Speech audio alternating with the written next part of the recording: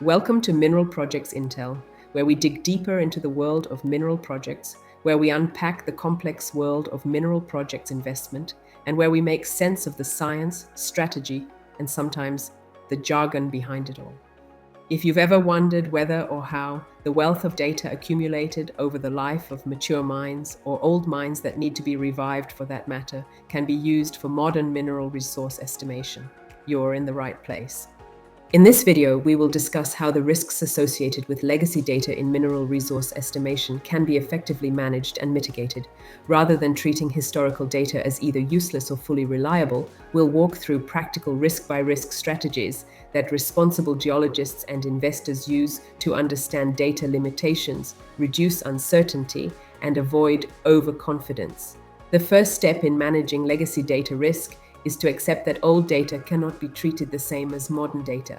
Each risk requires a specific targeted mitigation strategy. Let's do a quick recap of what those risks are before we dive into the mitigation strategies. The first is sampling bias, which, as you might recall, is the distortion of grade or thickness estimates caused by samples that are not representative of the true ore body. The second is QA/QC risk, which is the uncertainty that assay results may be inaccurate or inconsistent due to a lack of quality control and verification. The third is survey and spatial uncertainty, which is the risk that sample or drill hole locations are inaccurately positioned, affecting geological continuity and grade estimation.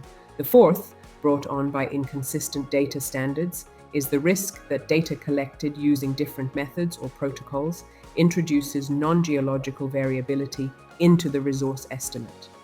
The fifth, survivorship and economic bias, is that in the absence of the standard operating procedures applied during the time of sampling, there is a risk that historical data reflects only mined or profitable areas, overstating grade and continuity in untested zones.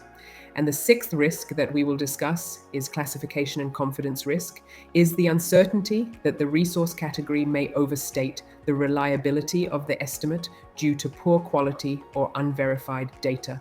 Sampling bias can be mitigated by understanding the original purpose of the data. Underground chip and grab samples should be clearly flagged and either downweighted or used only for geological interpretation rather than grade estimation. Also, comparing the different data sets to check if they have similar statistical properties would really help pick up inconsistencies should they exist. Where possible, modern drilling and properly designed channel sampling should be used to replace or validate biased historical samples. Applying realistic mining widths and explicit dilution assumptions also helps correct historic overstatement. QA/QC risk is addressed through partial or full data validation. This includes reassaying stored core or pulp if available, comparing historical grades to modern drilling results, and performing statistical checks for shifts or inconsistencies.